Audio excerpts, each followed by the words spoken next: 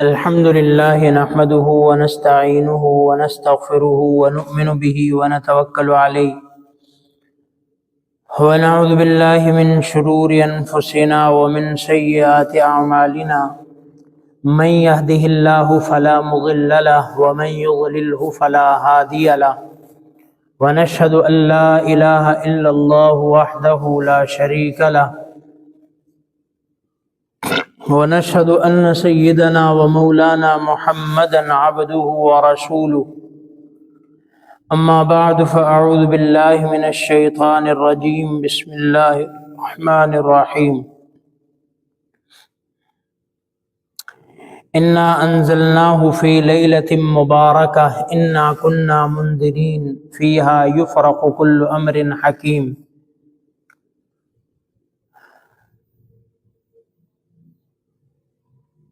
صدق اللہ العظیم وبلغنا رسولہ النبی الکریم الامین ونحن على ذلك لمن الشاہدین والشاکرین والحمد للہ رب العالمین اللہم صل علی محمد النبی الامی وعلى آلہ وسلم تسلیما اللہم صل علی محمد کلما ذکرہ الذاکرون وکلما غفل عن ذکرہ الغافلون اللہم رب اشرح لی صدری ویسر لی امری واحلل عقدۃ من لسانی یفقہوا قولی اللہم رب زدنی علما اللہم رب زدنی علما اللہم رب زدنی علما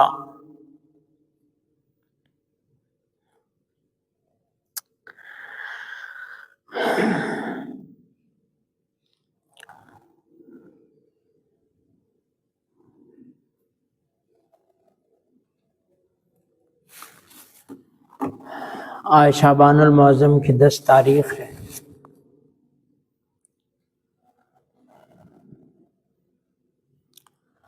اور 4 دن کے بعد 5ویں دن 15 شعبان المعظم ہوگا بدھ کے روز،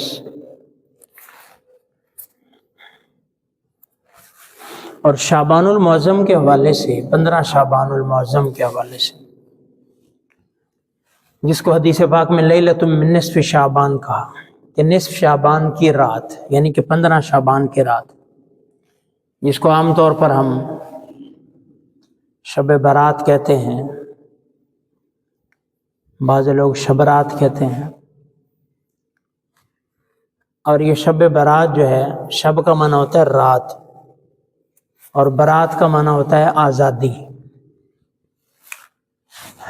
بری ہونا، بری سے برات ہے۔ یہ برات وہ والی نہیں ہے جو ہم شادیوں پہ ہمارا کانسیپٹ ہے، شبرات اس طرح ہم کہہ دیتے ہیں، اگرچہ وہ بھی اسلامی حصہ نہیں ہے، وہ تو ایک رسم ہے، ہندوانہ رسم ہے ہمارے اندر جو برات کا کانسیپٹ ہے۔ بہرکیف براعت کا معنی آزاد ہونا، بری ہونا، چھٹکارا پانا۔ تو شب براعت ہے 15ویں شعبان کی رات۔ اس کے حوالے سے ہمارے ماحول میں افراط اور تفریط پائی جاتی ہے، یعنی کہ 2 ایکسٹریم ہیں، 2 حدیں ہیں۔ کوئی سرے سے اس کا انکار کر دیتا ہے کہ 15 شعبان کی کوئی فضیلت نہیں ہے اور اس کی کوئی حیثیت نہیں ہے، کچھ نہیں ہے۔ یہ بھی ایک کہہ لیں کہ حد سے تجاوز ہے۔ اور دوسری طرف بعض لوگ ایسے ہیں جو اس کو فرض کا درجہ دے دیتے ہیں کہ شاید یہی سارا کچھ ہے، یہ رات ہی سارا کچھ ہے، اور ان کے ہاں اس کی اہمیت فرض سے بھی زیادہ ہو جاتی ہے، اور اس طرح اس کو مناتے ہیں، رات کا اہتمام کرتے ہیں۔ اتنا اہتمام فرائض کا بھی نہیں ہوتا، تو یہ بھی غلط ہے۔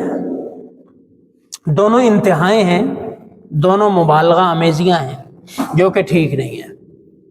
اصل راستہ جو ہے وہ درمیانہ راستہ ہے۔ دین اسلام ہے ہی درمیانہ راستہ۔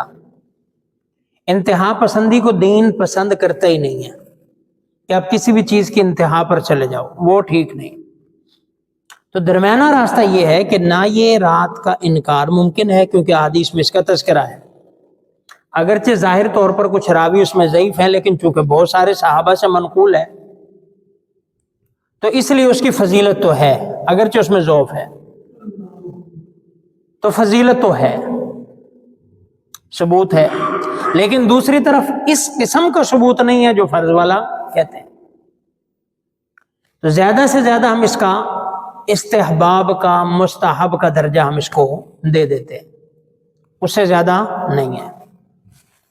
تو اس لیے اس رات کے حوالے سے ذہن میں رکھیں، ذہن میں رہے کہ یہ رات جو ہے اس کے اندر، جیسے ایک روایت میں ہے کہ شعبان کی نصف رات میں تم قوموا لیلہا وصوموا نہارہا، اس کے رات میں قیام کرو اور اس کے دن میں روزہ رکھو۔ اب یہاں اس کا درمیانہ راستہ کیا ہوگا کہ انکار بھی نہیں ہے اس کا، جنہوں نے انکار کیا انکار نہیں ہے، اس سے اس کا اثبات ہوتا ہے۔ اور دوسرا جو فرض کے درجے میں کہتے ہیں ان کے لیے کیا ہے کہ رات کا قیام، رات کی عبادت اور دن کا روزہ، یہ فرض کے درجے میں نہیں ہے، مستحب کے درجے میں ہے کہ رات کو آپ آسانی سے جتنا ہو سکے قیام کر لو اور دن کو اگر آسانی ہو سکے تو روزہ رکھ لو، بس اتنی اس کی شریعت کے اندر اس کا ثبوت ہے۔ تو اس لیے 15 شعبان کے حوالے سے کہ آج کل ہمارے ہاں بڑا اس کا اہتمام ہوتا ہے، باقاعدہ طور پر راتیں منائی جاتی ہیں، جلسوں کا اہتمام ہوتا ہے، باقاعدہ طور پر مسجدوں کو جو ہے وہ سجایا جاتا ہے، پروگرام رکھے جاتے ہیں، گھروں میں خواتین جو ہے وہ اس کا اہتمام کرتی ہیں، صلاۃ التسبیح کا اہتمام ہوتا ہے، باجماعت صلاۃ التسبیح پڑھی جاتی ہے۔ حالانکہ عورتوں کی تو نماز بھی باجماعت نہیں ہے، نماز بھی باجماعت نہیں ہے کہ وہ اکیلی اپنی باجماعت کریں، وہ بھی اللہ کے پاک پیغمبر نے حکم دیا گھر میں اکیلی نماز پڑھو، فرض نماز ان کے لیے باجماعت نہیں ہے، چاہے جائے کہ صلاۃ التسبیح جو ہے وہ باجماعت پڑھیں۔ تو اس قسم کے اہتمام ہوتے ہیں، لوگوں کو بلایا جاتا ہے اور مجلس رکھی جاتی ہے، تو یہ جو ہے وہ ہماری طرف سے ہم اس کو دے رہے ہیں، کہہ لیں کہ حیثیت دے رہے ہیں اور اپنی طرف سے اس کو بنا رہے ہیں۔ دین کے اندر ایسا کوئی ثبوت نہیں ہے، دین کے اندر وہی ہے کہ آپ رات ہے اس کے لیے عبادت کریں جتنی ہو سکتی ہے، دن ہے روزہ رکھیں، بس اس سے زیادہ نہیں، اس سے زیادہ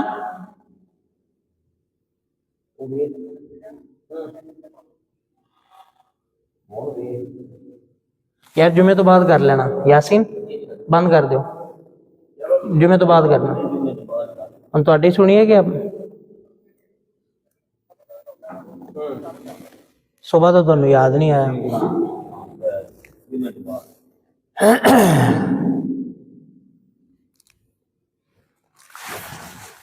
تو اتنی اس کی اہمیت ہے، اس سے زیادہ نہیں ہے۔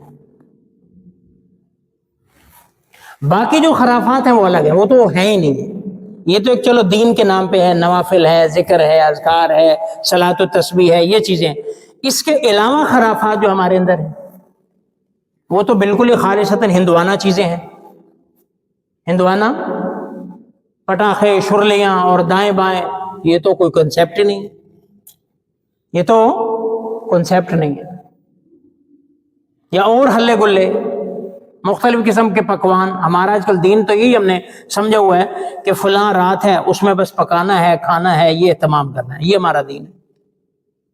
پکانے کھانے کا نام دین ہے، باقی کچھ نہیں، یہ منانے کا نام دین ہے۔ اصل جو دین تھا اس کی روح ختم ہو چکی ہے، وہ ہم نے ختم کر دی ہے اپنی جہالت کی وجہ سے، نادانی کی وجہ سے اور دین سے دوری کی وجہ سے۔ تو بار کے اب چند باتیں اسی کے حوالے سے عرض کرنی ہے کہ ایک تو اس کی فضیلت، اور دوسرا اس کے اندر ایسے لوگ، اس رات میں حدیث پاک میں آتا ہے کہ ایسے لوگ بھی ہیں کہ ان کی اس رات میں باقیوں کی مغفرت ہو جاتی ہے، ایسے لوگ ہیں ان کی مغفرت نہیں ہوتی، اللہ ان کی مغفرت نہیں کرتا، وہ بھی ہے۔ تو جب ہم دین سے دور ہوتے ہیں، قرآن و سنت سے دور ہوتے ہیں، پھر ہم مختلف چیزوں میں، خرافات میں پڑتے جاتے ہیں۔ حالانکہ ہمارے لیے بڑا آسان تھا کہ کسی چیز کے پروف کے لیے ہم کہتے جی یہ کہاں ہے قرآن میں، کہاں ہے دین میں، آسان تھا، لیکن ہم نے یہ کوشش ہی نہیں کی، قرآن پڑھنے کی کوشش نہیں کی۔ آپ علیہ السلام کی احادیث پڑھنے کی کوشش نہیں کی. کتنے ایسے لوگ ہیں ہم میں سے جو پیارے پیغمبر کی فرامین کو احادیث کو پڑھتے ہیں, بس سنی سنائی چلتے آ رہے ہیں, سنتے آ رہے ہیں, چلتے آ رہے ہیں, سنتے آ رہے ہیں, ٹھیک ہے غلط ہے کوئی پرواہ نہیں, کوئی پرواہ نہیں. تو اس لیے ہم دین سے بھی دور ہیں, فرقوں میں بیٹھ چکے ہیں, فرقوں کی محبت ہے ہمیں, فرقوں کی خاطر لڑتے ہیں, مسلکوں کی خاطر لڑتے ہیں, مرتے ہیں, برا بھلا کہتے ہیں, گالیاں دیتے ہیں, لیکن دین نہیں ہے. جو بندہ نماز نہیں پڑھتا وہ مسلک کی خاطر لڑتا ہے, جو روزہ نہیں رکھتا مسلک کی خاطر لڑتا ہے, اپنے مسلک کا دفاع کرتا ہے. جس کو قرآن پڑھنا نہیں آتا مسلک پہ جان دیتا ہے, کیا ہے جی میرا مسلک ہے. دین آتا ہے نہیں آتا کوئی پرواہ نہیں, قرآن آتا ہے نہیں آتا کوئی پرواہ نہیں, حدیث آتی ہے نہیں آتی کوئی پرواہ نہیں, نماز روزہ ہے پاکی نہ پاکی ہے نہیں ہے کوئی پرواہ نہیں, بس مسلک کی خاطر لڑنے مرنے کو تیار ہے. گزشتہ دنوں آپ نے ویڈیو دیکھی ہوگی سوشل میڈیا پہ, کسی مسجد میں تبلیغی جماعت گئی تھی اور وہاں پہ کوئی منچلا نوجوان تھا, اس نے وہ ویڈیو بھی منظر عام پر آئی. ظاہر بات ہے سوشل میڈیا ہر چیز سامنے آ جاتی ہے, کوئی ڈھکی چھپی بات تو رہتی نہیں ہے. تو تبلیغی جماعت والے تھے, وہ مسجد میں گئے تو ان کو محلے والوں کو اس نے اکٹھا کر کے 5 7 10 افراد کو ان کو وہاں سے باہر نکالا, مسجد سے باہر نکال کے بھگایا, اور پھر اس نے باقاعدہ نعرے لگائے کہ ہم کامیاب ہو گئے, ختم نبوت کے نعرے, نعرے تکبیر. کیا ہوا جی, تبلیغی جماعت کو مسجد سے باہر نکال دیا. ہمارا اب یہ سطح رہ گئی ہے, ہماری یہ سطح ہو گئی ہے دین کی کہ ہم یہ کام کر کے بڑے خوش ہوتے ہیں. اور وہ کون ہے جن کو نکالا ہے؟ وہ بھی مسلمان ہیں, وہ بھی قرآن و سنت کے دائی ہیں, وہ بھی دین پڑھتے ہیں, وہ بھی نبی علیہ السلام کا نام لیتے ہیں, نبی علیہ السلام کی بلکہ وہ زیادہ سنتوں پر چلتے ہیں, وہ اللہ اللہ کرتے ہیں, وہ درود پاک پڑھتے ہیں, وہ نبی علیہ السلام کے طریقوں کو اپنانے کی کوشش کرتے ہیں, لوگوں کو نماز کی دعوت دیتے ہیں, لوگوں کو کلمے کی دعوت دیتے ہیں. ہمارے پنجاب میں ایسی مخلوق بھی ہے, ایسے لوگ بھی جن کو کلمہ ہی نہیں آتا, وہ لوگوں کو کلمہ سکھانے کے لیے جاتے ہیں, ایک ایک کے گھر میں جاتے ہیں, ایک ایک کے دروازے پہ جاتے ہیں, ایک ایک کو دعوت دیتے ہیں, کلمے کی پہچان کرواتے ہیں, اللہ کا تعارف کرواتے ہیں. ان کو نکال کے ہم جناب نعرہ تکبیر مجاہد ختم نبوت بن گئے. ہم ان کو کیا کہتے ہیں؟ گستاخ ہیں. وہ کیا ہیں؟ گستاخ. ان کو مسجد سے نکالو. مسجد کس لیے ہے پھر؟ مسلمان اگر مسجد میں نہیں آ سکتا تو مسجدیں کس کے لیے ہیں؟ تو یہ ہماری مینٹل اپروچ ہے. کہنے کا مقصد یہ ہے کہ ہمیں کچھ آتا ہے نہیں آتا مسلک کے ہم ڈٹ کے ترجمان ہیں, لڑنے والے ہیں, کرنے کچھ نہیں ہے, کرنا کچھ نہیں ہے, صرف لڑ سکتے ہیں ہم مسلک کے. تو ہم اس نہج تک پہنچ چکے ہیں کہ ہمیں دین کا نہیں پتا, ہمیں قرآن کا نہیں پتا, ہمیں حدیث کا نہیں پتا, ہمیں نہیں پڑھنا آتا. 100 بندے آپ کھڑے کر لیں, ان سے ایک ایک آیت قرآن کریم کی سنیں, دیکھیں کتنے بندے قرآن پڑھ سکتے ہیں. ٹھیک, کتنے بندوں کو قرآن آتا ہے اندازہ ہو جائے گا, اور اسی سے پھر نمازوں کا ہم حال لگا لیں گے کہ نماز کا کیا حشر ہوگا جس میں ہم قرآن پڑھتے ہیں.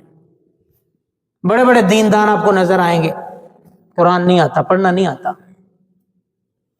باقی جو دین سے دور ہیں ان کا تو آپ سوچ سکتے ہیں, پھر ان کو تو کلمے بھی نہیں آتے. تو یہ ہم اس طرح ہی نہیں پہنچے, یہ لڑائیوں کی وجہ سے ہم پہنچے ہیں کہ لڑائی کرنے میں ہم شیر ہیں. وہی جو بندہ مسجد سے نکال رہا ہے مجھے یقین ہے کہ اس نے خود نماز نہیں پڑھی ہو. نماز ہم پڑھیں نہ پڑھیں لیکن ہم اپنی لڑائی, اپنا مسلک اس کے اوپر تیار ہیں لڑنے کے. تو قرآن سے جتنے دور ہوتے جائیں گے اتنی پھر لڑائیاں ہی رہ جائیں گی. وگرنہ ایک مسالے کا اختلاف آج کا نہیں ہے. اختلاف ہو جانا یہ کوئی بڑی بات نہیں ہے, یہ ذرا صحابہ اکرام کے دور سے چلا رہا ہے. اختلافات اس وقت بھی ہوتے تھے. ائمہ اکرام کب کے ہیں؟ امام اعظم ابو حنیفہ رحمۃ اللہ علیہ 80 ہجری کے ہیں. آپ علیہ السلام کی ہجرت کے 80 سال بعد آپ پیدا ہوئے ہیں, تو دور صحابہ تھا. اختلافات اس وقت سے ہیں, اور بلکہ آپ علیہ السلام کی زندگی میں صحابہ میں اختلاف ہو جاتا تھا. وہ تو نبی علیہ السلام موجود تھے, آپ ان کے اختلافات کو حل فرما دیتے تھے یا دونوں کو ٹھیک کہہ دیتے تھے. ایسا بھی ہوتا تھا کہ تو بھی ٹھیک ہے, تو بھی ٹھیک ہے.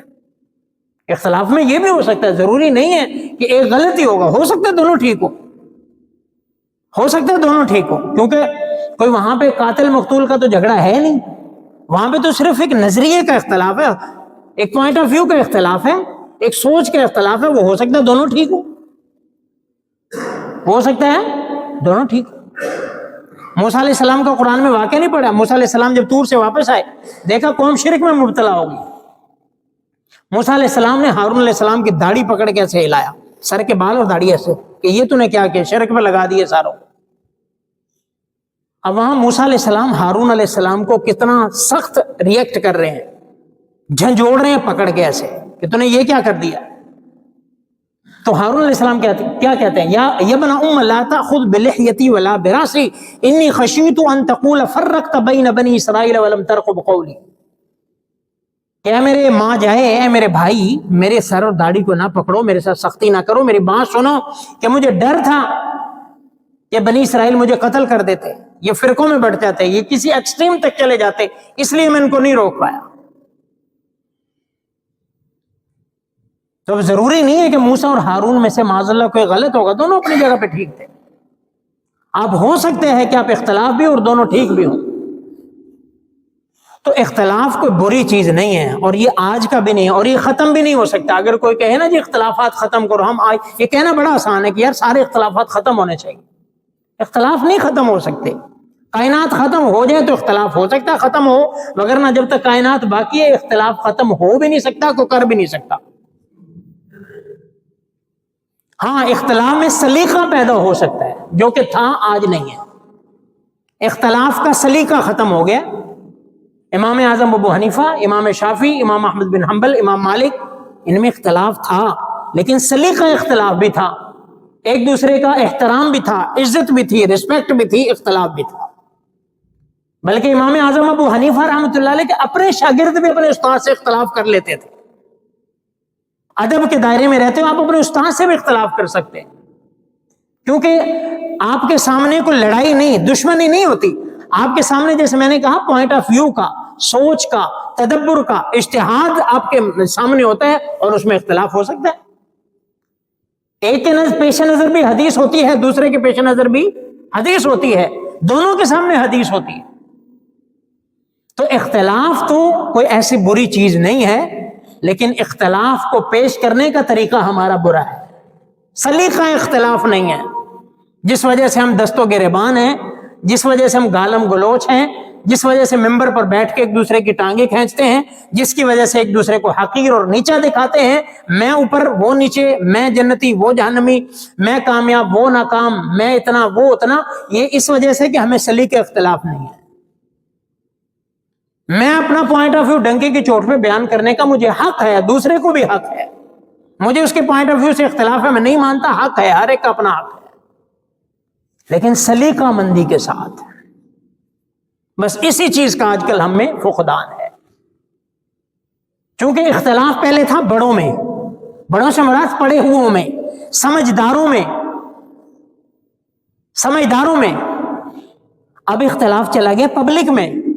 سمجھدار جب اختلاف کرتا ہے دلیل سے، پبلک جب اختلاف کرتی ہے گالی سے،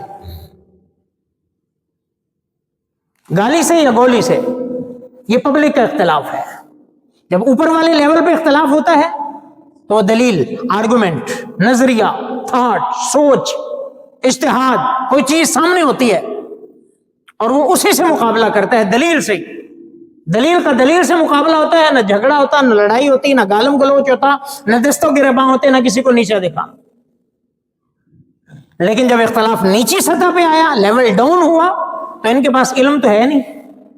اب جتنی بھی نیچے لیول پہ مسئلے کی لڑائی پبلک لڑتی ہے، کس کے پاس قرآن و سنت کا علم ہے؟ کسی کے پاس کچھ نہیں ہوتا سوائے زبانی ہتھیار کے، کہ تو اینج تیرا فلاں اینج تیرا یہ تیرے، صرف یہ گالم گلوچ ہوتا. اب وہ پبلک جو ہے وہ پھر دوسرے مسئلے کے عالم کی بھی قدر نہیں کرتی، دوسرے مسئلے کے بڑے کو بڑا نہیں سمجھتی، کیونکہ اس کے پاس تھوڑا کوئی علم ہے جو اس کے علم کی قدر کرے گا. علم والے کو علم والے کی قدر ہوتی ہے، جاہل کو کیا علم کی قدر؟ جاہل کو کیا پتا علم کا، اس کی قدر کا کیا پتا؟ قدر زرگر شناست و قدر جوہر جوہری، کہ سونے کی قدر سونار کو پتا ہے، جوہری جو ہیرے والا ہے، ہیرے کی قدر ہیرے والے کو پتا ہے. عام جوتے بنانے والے کو اس کی قدر کا کیا پتہ ہے؟ تو علم کی قدر علم والے کو ہے، باقی کسی بندے کو کیا ہے؟ ایک چھوٹی سی USB ہے، اس کے اندر آپ کے پاس جو وہ کہہ لیں کہ اتنے GB ڈیٹا ہے، اور اس میں آپ کی بڑی قیمتی چیزیں پڑی ہوئی ہیں، کوئی ای کامرس سے متعلق ہے، کوئی AI سے متعلق ہے، کوئی اور آپ کے بزنس سے متعلق ہے، اور اسی طرح مختلف سافٹ ویئرز ہیں آپ کے. آپ اس کے ایک عام آدمی کو جا کے، مزدور کو یا بیچارے عام آدمی کو پکڑا دیں گے، اس کے ہاں تو ایک چھوٹا سا ایک ٹکڑا ہے. آپ کو ہو سکتا ہے پورا فیوچر اور پورا کریئر ہو، آپ کی پوری ماضی مستقبل حال کی محنت ہو، لیکن اس کے لیے کیا ہے؟ کچھ بھی نہیں. اس کے لیے کیا ہے؟ کچھ بھی نہیں. اس کے لیے تو رد ہی ہے، کیونکہ اس کو اس کے فیلڈ سے واسطہ ہی نہیں ہے. تو مقصد یہ ہے کہنے کا کہ اختلافات یہ طبی ہے، اتنی شدت اختیار کر چکے ہیں کہ ہم باہمی دست و گریبان ہیں. کس وجہ سے؟ کہ علم کسی کے پاس بھی نہیں ہے.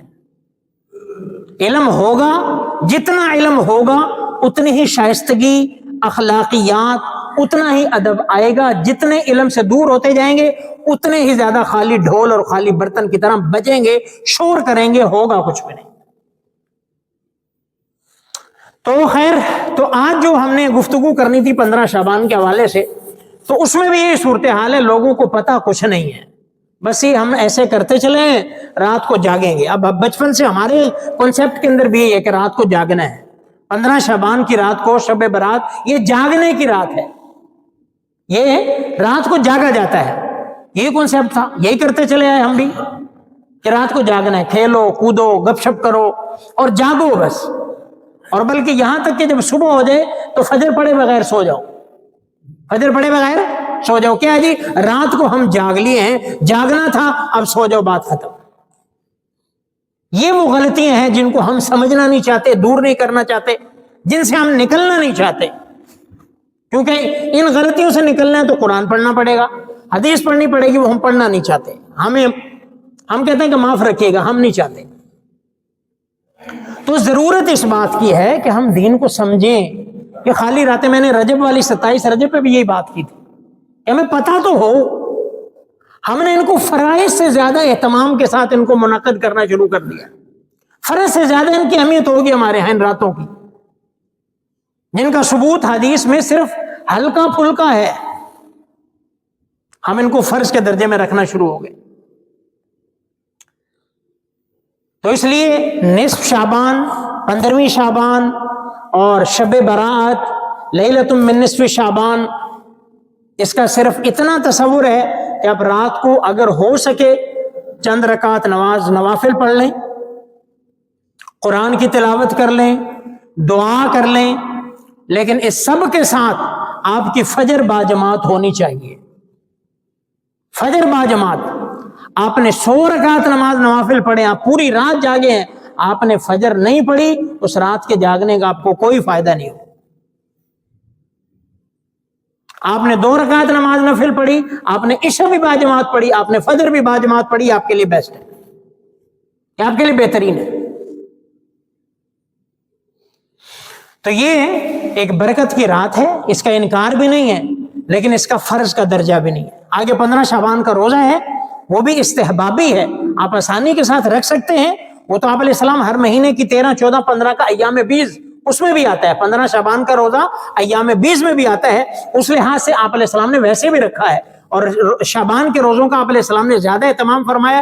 تو اگر آپ آسانی کے ساتھ، آپ کی طبیعت ساتھ دیتی ہے، آپ کی طبیعت ساتھ دیتی ہے، آپ رکھ سکتے ہیں آسانی سے، تو بہت اچھا، آپ رکھ لیں. نہیں رکھ سکتے تو کوئی قابل ملامت چیز نہیں ہے کہ میں آپ سے پوچھوں روزہ رکھے، آپ کہیں نہیں، تو میں افسوس کروں، بڑا افسوس ہوا آپ نے روزہ نہیں رکھا. کوئی ایسی چیز نہیں ہے. ہاں، اگر کوئی رمضان کا روزہ چھوڑتا ہے تو یہ قابل افسوس ہے، یہ قابل ملامت ہے، یہ قابل گرفت ہے. اس میں ہم کسی کو ملامت کر سکتے ہیں، کسی سے پوچھ سکتے ہیں، وہ ایک الگ معاملہ ہے، لیکن یہ نہیں. تو اس لیے ان راتوں کو، یہ جو استحبابی راتیں ہوتی ہیں، ان میں برکت ہے. ایک روایت میں ہے کہ آپ علیہ السلام نے فرمایا کہ اللہ اس رات کو اتنے لوگوں کی مغفرت کرتا ہے جتنا قبیلہ بنو کلب کی بکریوں کے جسم پر بال ہیں. اور قبیلہ بنو کلب جو ہے وہ بکریوں کے لحاظ سے، بکریاں رکھنے کے لحاظ سے مشہور تھا. مشہور تھا کہ ان کے ہاں ویسے بھی بکریاں پہلے عام ہوتی تھی، لیکن یہ قبیلہ خاص مشہور تھا کہ اس کے پاس زیادہ بکریاں ہوتی ہیں۔ اللہ ان کے بالوں کے بقدر لوگوں کی مغفرت فرماتے ہیں، یہ ضرور ہے۔ تو اس میں ہم اپنا حصہ ڈالیں، ضرور ڈالیں، لیکن فرائض میں جھول نہیں ہونا چاہیے، فرائض میں جھول نہیں ہونا چاہیے۔ اور کوشش کریں قطع رحمی سے، کیونکہ چند ایسے لوگ بھی آپ علیہ السلام بیان فرمائے کہ جو اس رات میں یا اس جیسی راتوں میں بھی، بھلے وہ لیلۃ القدر کی ہو، ان کی اللہ مغفرت نہیں فرماتے، مشرک کی اللہ مغفرت نہیں فرماتے۔ وہ بھلے شرک فی العبادت کرے، شرک فی الاعتقاد کی تو ہے ہی نہیں۔ شرک فی العبادت کیا مطلب ہے؟ کسی اور کو سجدہ کرے، کسی اور کے سامنے جھکے۔ بھلے وہ شرک فی التصرف کرے کہ کسی کو سمجھے کہ یہ بھی کچھ کر سکتا ہے اللہ کے ساتھ، یہ بھی کچھ کر سکتا ہے، اس سے بھی اپنی بگڑیاں بنوائی جا سکتی ہیں۔ وہ شرک فی العلم کرے کہ جس طرح اللہ کو علم ہے، ان کو بھی پتہ ہے، ساڈے بابیوں نے بھی پتہ ہے، وہ بھی ہمارے احوال جانتے ہیں، انہیں بھی پتہ ہے۔ اس قسم کی بات اگر شرک فی العبادت کرے، شرک فی الاعتقاد کرے، شرک فی التصرف کرے، یہ شرک فی العلم کرے، یہ سارا کا سارا اللہ کے ساتھ شرک ہے، اور اللہ کا اعلان ہے لا یغفر ان یشرک بہ، مشرک کی اللہ مغفرت نہیں کرے۔ تو مشرک کی اللہ مغفرت نہیں فرمائے گا، والدین کے نافرمان کے اللہ مغفرت نہیں فرمائے گا۔ جو والد کا نافرمان ہے، والدین کا نافرمان ہے، اللہ اس کی مغفرت نہیں کرے گا، یہ یاد رکھنا۔ اور والدین میں دونوں ہیں، ماں بھی شامل ہے، باپ بھی شامل ہے۔ باپ کا درجہ بھی کسی طرح بھی کم نہیں ہے ماں سے۔ آج کل یہ بھی بڑا ایک ذہن ہے لوگوں کا، گاڑیوں کے پیچھے لکھوا لیتے ہیں یہ سب میری ماں کی دعا ہے۔ اگر آپ پہلے تو لکھوانے کی ضرورت نہیں ہے، جس کے ساتھ دعائیں ہیں اس کو پتہ ہوتا ہے، اس کے عمل سے پتہ چل جاتا ہے۔ اگر آپ نے لکھوانا بھی ہے تو ساتھ میں باپ کا لکھواتے ہو، موت نہیں پڑتی کہ میرے باپ کی دعا ہے، باپ کا بھی لکھوا دیں، جس نے اپنی جوتیاں گھسا دی ہیں تمہارے لیے، جس نے اپنی عمر ساری تمہیں دے دی ہے، اپنا وجود گھسا دیا، اپنا آپ مار دیا تمہارے لیے، جو تمہارے لیے محنت کر کر کے تھک گیا ہے۔ ماں نے 9 مہینے رکھا ہے، باقی پوری زندگی کس کے خرچے پہ چلتا ہے؟ باپ کے۔ باقی کون لے کے چلتا ہے؟ باپ لے کے چلتا ہے۔ باپ کا سایہ ضروری ہوتا ہے، ماں جو مرضی کر لے، باپ کا وہ اولادیں ہم نے بگڑتی دیکھی ہیں جن کے باپ نہیں تھے، ان کا کوئی والی وارث نہیں ہوا۔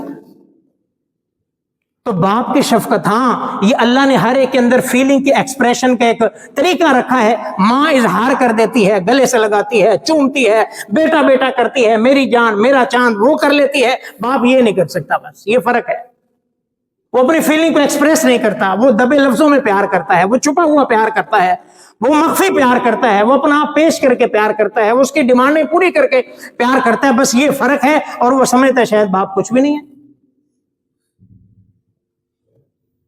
تو اس لیے ماں باپ دونوں کبھی بھی والد کو کسی درجے میں والد کا والدہ سے مقام کم نہیں ہے، بلکہ اگر دیکھا جائے تو ماں کو بھی ابے کے ماننے کا حکم ہے۔ تو ماں کی مانو، ماں تمہارے باپ کی مانے، اس کی پابند ہے کہ وہ اپنے خامد کی اطاعت کرے۔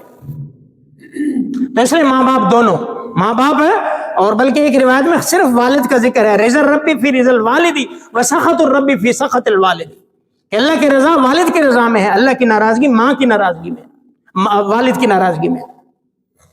تو اس لیے یہ یاد رکھیں، ماں اور باپ دونوں ایکولی، دونوں کا مقام ہے۔ اور ایک روایت میں ابا کو جنت کا درمیانی دروازہ کہا کہ مین انٹرس، صدر دروازہ جو وہ تمہارا باپ ہے، جنت کا مین دروازہ وہ تمہارا باپ ہے۔ تو اس لیے ہمارا جو ہم بہت ساری چیزیں ہماری ایسی غلط چل، دیکھا دیکھی بھیڑ چال، کہ لکھوانے والے نے کسی ایک نے لکھوا لیا، اب ہر کوئی یہی لکھواتا ہے جی ماں کی دعا ہے۔ وہ ماں، وہ باپ جس نے گاڑی دلوائی ہے، وہ باپ ہے جس نے گاڑی دلوائی ہے، اس کا کتنا دل دکھتا ہوگا، گاڑی میں نے لے کے دی ہے، میری ماں کی دعا ہے۔ کیا بات ہے! اس کا یہ مطلب نہیں کہ معاذ اللہ ماں کا ہم درجہ وہ کر رہے ہیں، لیکن ہم کہہ رہے ہیں کہ ابا ہونے کے ناطے اس کو بھی تو پوچھو بیچارے کو۔ تو خیر، تو والدین کا نافرمان اس کی بخشش نہیں ہے، قاتل کی بخشش نہیں ہے، مشرک کی بخشش نہیں ہے، شرابی کی بخشش نہیں ہے، کیناور جو اپنے اندر کسی کا کینہ پالتا ہے اس کی بھی مغفرت نہیں ہے۔ تو کوشش کریں، ان راتوں کا فائدہ اس کو ہوگا جو واقعی اللہ کا فرما بردار ہوگا، جس نے اللہ کو دکھانے کے لیے صرف رات جو ہے وہ لوگوں کو دکھانے کے لیے رات کو زور لگانا ہے، پھر آج اس کی نارمل روٹین چلنی ہے، اس کو اس رات کا کوئی فائدہ نہیں۔ کوئی فائدہ نہیں.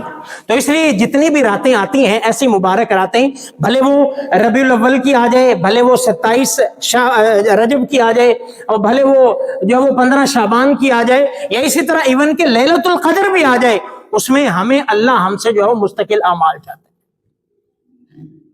تو یہ راتیں ہوتی ہیں عزم کرنے کی کہ یا اللہ ان راتوں کے صدقے میں عزم ارادہ کرتا ہوں اللہ آئندہ تیری نافرمانی نہیں کروں گا، آئندہ تیرے احکامات میں چلوں گا، آئندہ تیرے ایک ایک حکم کو لے کر چلوں گا. یہ عزم کرنے کی راتیں ہوتی ہیں. یہ کوئی چور دروازہ نہیں ہوتا کہ آج کی رات مناؤ، ساری سال تمہاری عیاشی ہے، نمازیں پڑھو نہ پڑھو، اور مسجد میں داخل ہو نہ ہو، اور قرآن پڑھو نہ پڑھو، تمہارے کوئی پوچھنے والا. یہ کوئی چور دروازہ شارٹ کٹ نہیں ہے.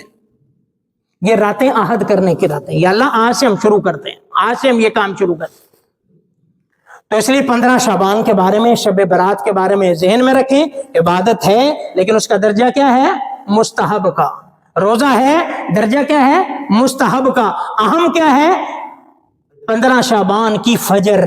15 شعبان کی فجر اور عشاء پڑھتے ہو کہ نہیں پڑھتے؟ یہ اہم ہے. فرائض اہم ہے، فجر ظہر عصر مغرب عشاء یہ اہم ہے. باقی اس رات میں اگر آپ سو کے، ایک بندہ سارا دن اس نے جاب کی ہے، ڈیوٹی کی ہے، ملازمت کی ہے، کاروبار کیا ہے، مزدوری کی ہے، بیچارے نے جو بھی چھوٹے سے چھوٹا بڑے سے بڑا کام کیا ہے، وہ اگر عشاء پڑھ کے تھک کے سو گیا ہے اور فجر اس نے اٹھ کے پڑھ لی ہے، اللہ اس کو ساری رات کی عبادت کا ثواب عطا فرمائے. آپ لوگ جو محنت مزدوریاں کرتے ہیں کوئی معمولی کام نہیں ہے، ملازمتیں کرنا تو معمولی نہیں ہے. آپ نیت کیا کریں کہ میں اللہ کے نبی کی سنت اپناتے ہوئے یہ کام کرتا ہوں، آپ کا یہ عبادت ہے، آپ کا معمولی نہیں ہے. تو اس لیے آپ کو چور دروازوں میں داخل ہونے کی ضرورت نہیں ہے. آپ کو استطاعت نہیں ہے، میرے اللہ کو ہمارا پتہ ہے.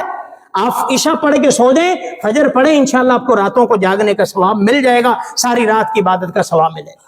تو اس لیے میری سارے بھائیوں سے گزارش ہے، ان راتوں کو فرض کا درجہ بھی نہ دیں. انکار بھی نہیں ہے، فرض بھی نہیں ہے. مستحب کا درجہ کر لیا تو سونے پہ سہاگا، نہیں کر لیا تو ہمارے فرض تو ہیں ہی ہیں.